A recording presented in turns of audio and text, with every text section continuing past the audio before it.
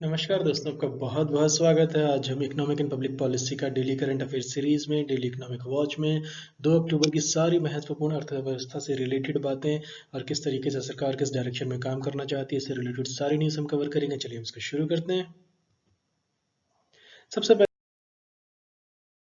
News है कि दिवाली को लेके काफ़ी ज़्यादा एक तरीके से फेस्टिव सीजन गणेश चतुर्थी से शुरू हो गए थे। तो जिस तरीके से उसके बाद से काफ़ी इंडस्ट्री को काफ़ी हो गए, काफ़ी कुछ चमत्कार होने वाला है। इसके लिए अनलॉक 5 की प्रक्रिया शुरू हो गई है। उसमें काफ़ी सारी गाइडलाइंस हैं, जिसमें सबसे महत्वपूर्ण ये है कि सिनेमा गोयर्स के लिए जो है 15 अक्टूबर से खुल रहे हैं, लेकिन 50% कैपेसिटी पे खुलेंगे, लेकिन फिर भी खुल तो रहे हैं।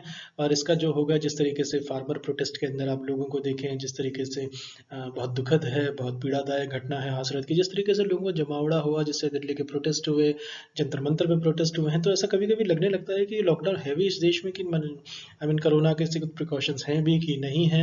लेकिन इस सब के मद्देनज़र अब सरकार ने इस तरह की दिवाली से पहले काफ़ी सारी एक तरीके से अनलॉक 5 की प्रक्रिया बढ़ा दी है। तो ये डिसाइसिव स्टेप है एक तरीके से। तो मिनिस्ट्री ऑफ होम अफेयर्स ने कहा है काफ़ी कुछ ठीक है, वो रेस्ट्रिक्शंस लिफ्ट कर रहे हैं cinema hall, school, swimming pool से। इनकी जो मोडालिटीज़ हैं वो हम अगली स्लाइड में डिस्कस करते हैं। चलिए इसको आगे बढ़ाते हैं।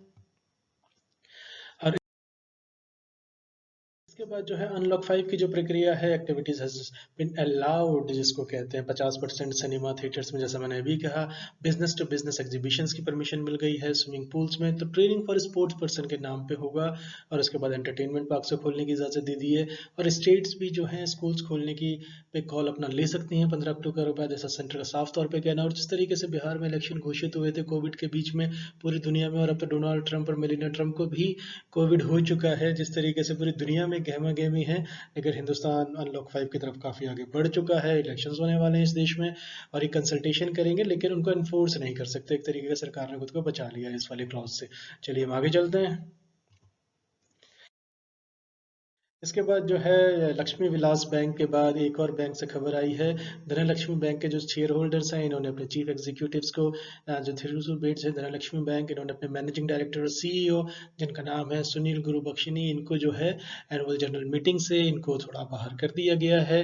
तो ये सेकंड एक बड़ा आउटस्टर प्राइवेट बैंक के चीफ एग्जीक्यूटिव को पिछले एक हफ्ते में निकाला है। उसके बाद में इन्हें अपना नॉमिनी वहाँ पे अपॉइंट भी कर दिया है। तो लास्ट वीक्स में जिस तरीके से देखा जाए, तो 60% शेयर होल्डर्स ने लक्ष्मी विलास बैंक में इन्होंने वोट किया था 7 डायरेक्शन में, जिसमें इनके सीईओ और मैनेजिंग डायरेक्टर सुनील गुरबख्शिनी जी भी शामिल रहे। और इसके बाद जो एमडी थे, जो लक्ष्मी विलास बैंक के थे, तो उनके जो एमडी और सीईओ हैं वो एस सुंदर रहे हैं। तो ये काफ़ी चिंता की बात है। बैंकों के ऊपर मैंने पूरी सीरीज की थी, आरबीआई डाटा के बेस पे की थी, बैंकों का एनपीए खासतौर से जितने सरकारी बैंक्स हैं, आप प्लीज़ उनको देखिएगा, आपको आंकड़ों से भयावह स्थिति का अंदाजा हो जाएगा।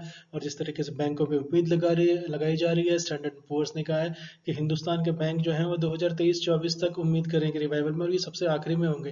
बैंक्स ऑफ मैक्सिको अच्छा कर लेंगे, साउथ अफ्रीका के बैंक्स अच्छा कर लेंगे, लेकिन हिंदुस्तानी बैंक्स क्योंकि इनहेरेंट वीकनेस है, तो वो सारी मैंने उनमें डिस्कस की है। चलिए आप उनको देखिएगा।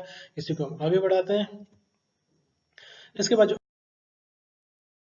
अगली न्यूज़ है, सेंटर ने अपना जो बोरिंग प्रोग्राम है, इस पे मैंने पूरी डिटेल फीचर की हुई है।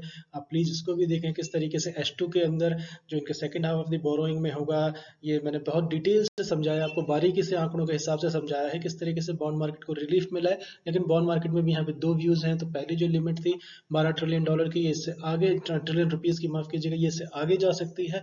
मैंने कल ही पोस्ट किया, इस पर डिटेल से एनालिसिस किया है। तो सेकंड प्रोग्राम का जो है ये 4.34 और 1 लाख करोड़ हो जाता है आपका 1 ट्रिलियन, यानी 12 जीरोज होते हैं। वो संबित पात्रा और गौरव वल्लभ जी की डिबेट में आपने पता उसको काफी ज्यादा चर्चित हो गई थी। तो बेसिकली तो समझने के लिहाज से कह रहा हूँ, 1 लाख करोड़ यानी 4.34 लाख करोड़ के आसपास का जो है ये बोरिंग फिर से जाएगी। जिस तरीके से सेंटर ने तीनों रास्ते अपना लिए हैं, जिस तरीके से सरकारें पैसा इकट्ठा करती हैं, उसमें या तो टैक्सेस लगाती हैं, वो काफी अनपॉपुलर होता है, लेकिन हम पे बहुत लगे हैं। उसके बाद जो है आपका सरकार बोरिंग पे जाती है या फिर डेफिसिट फाइनेंसिंग के लिए चली जाती है, नोट छाप देती है। तो इन्होंने बहुत कुछ किया, आरबीआई से ही पैसे नहीं, सरकार ने हर एक तरीका आजमा लिया है। लेकिन अर्थव्यवस्था, निर्मला सीतारमण जी ने कल ही कहा है कि वो कुछ करते हुए दिख नहीं रही है, भले फाइनेंस मिनिस्टर, लेकिन उनके जो एक्शन है वो लॉन्ग टर्म में कारगर होंगे। तो अब लॉन्ग टर्म जो है वो कितना लॉन्ग टर्म होगा, ये उम्मीद की जा सकती है। सेकंड क्वार्टर के रिजल्ट बहरहाल आने वाले हैं, लेकिन थर्ड क्वार्टर फोर्थ क्वार्टर तक आते आते अर्थव्यवस्था में जो हमने गलतियां की हैं पिछले 7-8 क्वार्टर में, वो भाई इसको कहते हैं काफी बड़े पैमाने पे एक्सपोज हो जाएंगी। और जो इसमें एक खास एग्जाम पर्सपेक्टिव से है कि किस एवरेज यील्ड पर ये लिया गया है, से 4.34, तो ये 5.82% पे एवरेज यील्ड पे लिया गया है। इस पे आप पूरी डिटेल फीचर आप देखिएगा। चलिए इसको आगे बढ़ाते हैं। हम पार्ट कवर करेंगे आगे news. Thank you so much for listening. नमस्कार दोस्तों।